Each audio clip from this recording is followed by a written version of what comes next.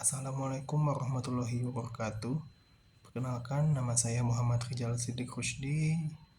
Pada kesempatan kali ini saya akan membawakan khutbah Jumat yang berjudul Teladan Rasul Bukti Iman. Marilah kita panjatkan puji syukur kehadirat Allah Subhanahu wa Ta'ala yang telah melimpahkan berbagai nikmat dan karunia-Nya yang tidak terhitung banyaknya atas diri kita, keluarga kita, dan negeri kita ini. Sampai hari ini Allah Subhanahu wa Ta'ala masih memberikan hidayah dan taufiknya kepada kita sehingga masih tetap kokoh di atas iman dan Islam dan berpegang teguh dengan semua tuntutan dan tuntunan iman dan Islam dalam kehidupan ini. Allah Ta'ala masih memberikan waktu dan kesempatan kepada kita semua untuk bertaubat atas segala dosa kita di masa lalu, menambah amal soleh dengan meningkatkan ketakwaan kepada Allah Ta'ala. Semua ini bila kita jalani secara istiqomah akan mengantarkan kita kepada keselamatan dan kebahagiaan di dunia dan akhirat. Salawat dan salam semoga tercurah kepada Nabi kita yang mulia Muhammad SAW, keluarganya, para sahabatnya, serta semua kaum muslimin. Mengikuti sunnah beliau lahir dan batin dengan penuh keikhlasan dan kesabaran hingga hari kiamat. Ma'asyiral muslimin rahimakumullah. Saat ini kita masih berada di bulan Rabiul Awal, bulan yang di dalamnya kita selalu diingatkan dengan kelahiran seorang manusia yang mulia nasabnya, terpuji sifatnya, dan sangat sempurna dan agung akhlak dan perilakunya, yaitu Nabi kita Muhammad SAW. Sedemikian hebatnya kualitas akhlak Nabi Muhammad SAW, sehingga beliau menjadi Nabi terbaik dari kalangan ulul azmi, dan menjadi pemimpin seluruh para Nabi bahkan seluruh umat manusia, semenjak dari Nabi Adam alaihissalam hingga umat Islam terakhir yang nyawanya dicabut menjelang terjadinya hari kiamat. Allah Subhanahu wa Ta'ala, Zat yang Maha Agung dan Mulia, memberikan pengakuan atas kebesaran jiwa, kemuliaan akhlaknya, ketinggian sifat-sifat Nabi Muhammad SAW dalam firman-Nya, wa innaka la'ala khuluqin azim, yang artinya, dan sesungguhnya engkau benar-benar berbudi pekerti yang luhur. Surat Nun ayat 4. Ma'asyiral muslimin rahimakumullah. Dengan akhlak yang sedemikian agungnya, pribadi yang sangat konsisten melakukan apapun yang beliau ajarkan kepada umatnya. Beliau menjadi sebuah contoh hidup yang menjadikan para sahabat saat itu dengan sangat mudah memahami maksud-maksud ayat Al-Quran dalam berbagai momen, situasi, dan peristiwa. Selain itu, karena kuatnya konsistensi Nabi Muhammad SAW terhadap ajaran Al-Quran, menjadikan beliau menjadi contoh hidup bagaimana mempraktikkan tuntunan Al-Quran dalam lingkup pribadi, keluarga, masyarakat, negara, dalam situasi perang dan damai. Demikian pula dalam hal berinteraksi dengan non-muslim, baik sebagai non-muslim tersebut individu maupun berupa komunitas dan negara. Semuanya menjadi tuntunan dan teladan yang harus diikuti. Bahkan meneladani Nabi Muhammad SAW merupakan salah satu dari bukti terkuat dari keimanan dan kecintaan kepada Allah Subhanahu wa Ta'ala.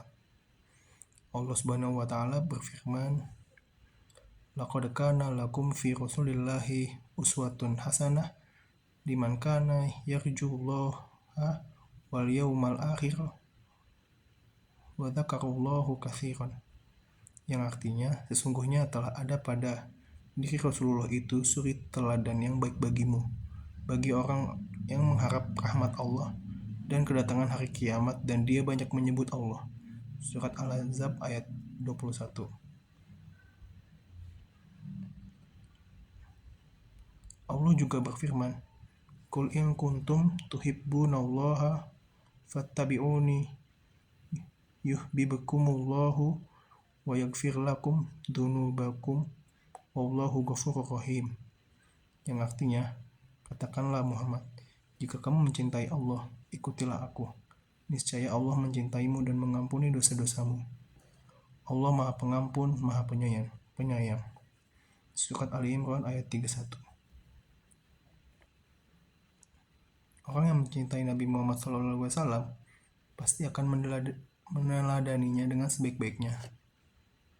Semakin besar cintanya kepada beliau, maka semakin kuat dan lengkap pula bentuk-bentuk meneladaninya. Ma'asyiral muslimin rahimakumullah. Nabi SAW adalah pribadi yang sempurna dalam imannya dan akhlaknya, sempurna dalam muamalahnya atau interaksi sosialnya, dan sempurna pula dalam kepemimpinannya.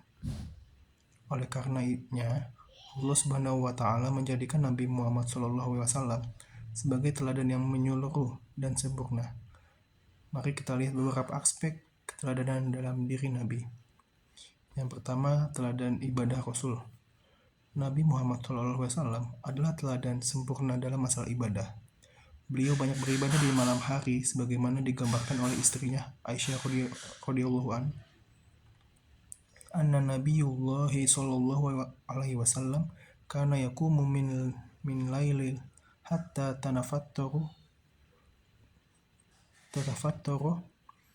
qadamahu faqalat Aisyatu lima tasnahu hadha ya Rasulullah wa qad ghafarallahu laka ma taqaddama min dhanbika wa ma ta'akhkhara. Qala afala uhibbu an akuna abdan syakura. Nabi Muhammad SAW biasa bangun malam sampai kedua telapak kakinya luka terpecah. Maka Aisyah bertanya, "Wahai Rasulullah, mengapa Anda melakukan semua ini? Padahal Allah telah mengampuni dosa Anda yang telah lalu maupun di masa datang." Beliau menjawab, "Tidakkah semestinya aku menjadi hamba yang bersyukur?" Hadis riwayat Bukhari dan Muslim. Selain itu, beliau juga senantiasa berzikir kepada Allah Subhanahu wa Ta'ala di setiap keadaannya. Hal ini bisa diketahui dari berbagai hadis yang mengasuh kaum muslimin untuk banyak berzikir kepada Allah Subhanahu wa Ta'ala. Yang kedua, teladan akhlak dan sifat Rasul. Mengenai akhlak, maka cukuplah gambaran Aisyah radhiyallahu anha tentang akhlak Rasulullah adalah Al-Quran. Dalam sebuah hadis disebutkan, Su'ilas Aisyatu an khuluqi Rasulillahi sallallahu alaihi wasallam faqalat kana khuluqu Quran. Aisyah ditanya tentang akhlak Rasulullah sallallahu alaihi wasallam, lantas menjawab, akhlaknya adalah Quran. Hadis riwayat Ahmad. Maksud dari hadis ini sebagaimana dijelaskan oleh Syekh Al-Hakim bin Abdul Qadir As-Saqaf adalah akhlaknya itu sedemikian sempurna sebagaimana digambarkan dalam Al-Quran di setiap jenis akhlak. Beliau melaksanakan apa yang Allah Ta'ala perintahkan dalam Al-Quran, tidak melanggar apa saja yang Allah larang dalam Al-Quran, baik berupa perkataan maupun perbuatan, janji dan ancamannya, dan seterusnya. Jadi, akhlaknya adalah apa saja yang terdapat di dalam Al-Quran, dalam segala hal yang dipuji dan diserukan untuk berakhlak dengannya. Beliau menghiasi dirinya dengannya, dan apa saja yang diminta untuk dijauhi, beliau menjauh darinya. Dari sini bisa disimpulkan bahwa Al-Quran adalah sumber dari akhlak mulia. Hadis ini mengisyaratkan agar beradab dengan adab Al-Quran dan berakhlak dengan akhlak Al-Quran, mengambil petunjuk dari Al-Quran, melaksanakan perintahnya, dan menjauhi segala larangannya. Yang ketiga, teladan urusan keluarga. Dalam sebuah hadis dari Ibnu Abbas radhiyallahu an dari Nabi Muhammad SAW bersabda, orang yang paling baik khairukum li ahlihi wa ana khairukum li ahli. Orang yang paling baik di antara kalian adalah yang paling baik kepada keluarganya, dan aku adalah yang paling baik di antara kalian kepada keluargaku. Hadis riwayat Tirmizi. Syekh bin Baz rahimahullah mengatakan apa yang dimaksud dengan ahlihi, keluarganya adalah istri-istrinya, anak-anaknya, ibu dan ayahnya. Sedangkan menurut penulis Tuhfatul Ahwazi Syarh Jami'at Tirmizi, Syekh Abdurrahman Mubarakfuri saat menjelaskan makna hadis ini mengatakan, maksudnya adalah anak dan istrinya yang memiliki hubungan rahim dengannya. Ada juga ulama yang berpendapat para istri dan para kerabatnya. Hal ini menunjukkan kebaikan akhlak seseorang. Dan Rasulullah SAW adalah orang yang paling baik pergaulannya dengan keluarganya pada tataran akhlak yang paling agung. Yang keempat, teladan Rasul urusan sosial. Nabi SAW adalah orang yang paling baik pergaulannya dengan masyarakat. Beliau bersikap tawadu dan peduli serta perhatian kepada semua orang. Bersikap penuh kasih dan ramah bahkan kepada anak-anak kecil dan orang yang sudah tua. Bila ada yang bersalaman dengannya, maka beliau tidak pernah menarik tangannya sebelum orang itu menariknya. Bila sedang bertatap muka dengan seseorang, beliau tidak pernah memalingkan wajahnya, sampai dia memalingkan wajahnya terlebih dahulu. Dan beliau belum pernah menjulurkan kedua kakinya di hadapan orang yang sedang duduk bersamanya. Hal ini sebagaimana diceritakan oleh Anas bin Malik radhiyallahu an dalam hadis yang diriwayatkan oleh Imam At-Tirmizi radhiyallahu an. Cukuplah firman berikutnya. Allah ini menggambarkan betapa mulianya Nabi SAW, hubungannya dengan para sahabat dan tetangganya dalam kehidupan bermasyarakat. Laqad ja'akum Rasulullahi min anfusikum azizun alaihi ma anittum harisun alaikum bil mu'minina raufur rahim. Yang artinya, sungguh telah datang kepadamu seorang Rasul dari kaummu sendiri. Berat terasa olehnya penderitaanmu, sangat menginginkan keimanan dan keselamatan bagimu. Amat belas kasihan lagi penyayang terhadap orang-orang mukmin. Surat At-Taubah ayat 128. Yang kelima, teladan Rasul dalam kepemimpinan. Dalam masalah kepemimpinan atau leadership, maka beliau adalah pemimpin paling adil yang pernah dikenal dalam sejarah kemanusiaan. Beliau sangat tegas dan konsisten dalam menjalankan hukum Allah Subhanahu wa Ta'ala. Hukum yang datang dari Zat yang Maha Adil, yang paling mengetahui apa yang terbaik dan paling bermaslahat buat para makhluknya. Tidak mungkin ada kezaliman walau sedikit pun dalam hukum Allah Ta'ala. Bila hukum Allah ini dijalankan dengan sangat konsisten oleh seorang pemimpin dalam kehidupan bermasyarakat, pastilah masyarakat tersebut akan merasa keadilan hukum benar-benar tegak di tengah kehidupan mereka, dan sirnalah kezaliman. Sekedar satu bukti dari sekian banyak bukti yang ada tentang ketegasan dan konsistensi Rasulullah SAW terhadap hukum Allah Subhanahu wa Ta'ala adalah kisah berikut ini. Dari Aisyah radhiyallahu an, beliau menceritakan anna Quraisyan ahammahum sya'nul mar'atil mahkumiyati lati sarokat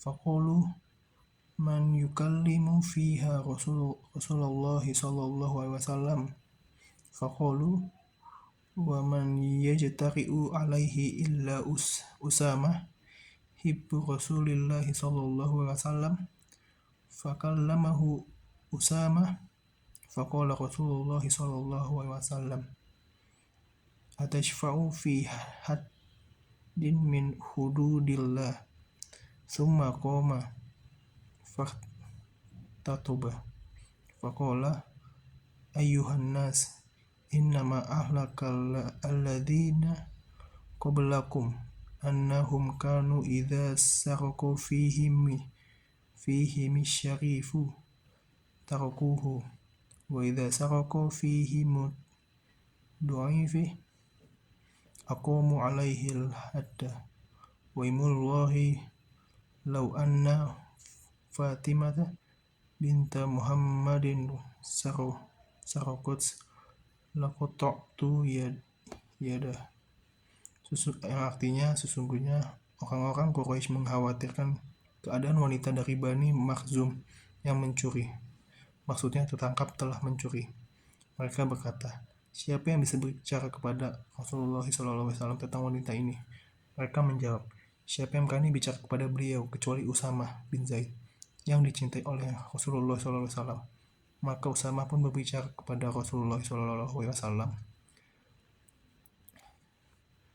Rasulullah kemudian bersabda, apakah kamu hendak meminta syafaat berkaitan dengan hukum Allah? Rasulullah berdiri lalu berkhutbah, wahai manusia, sesungguhnya yang menghancurkan orang-orang sebelum kalian adalah jika ada orang yang memiliki kedudukan di antara mereka melakukan pencurian, maka mereka bebaskan. Namun, jika yang mencuri adalah orang yang lemah, maka mereka menegakkan hukum had atas orang tersebut. Demi Allah, sungguh jika Fatimah binti Muhammad mencuri, aku benar-benar akan memotong tangannya. Hadis riwayat Bukhari dan Muslim. Mungkin itu saja yang bisa saya sampaikan pada khutbah Jumat kali ini. Kurang lebihnya mohon maaf. Wassalamualaikum warahmatullahi wabarakatuh.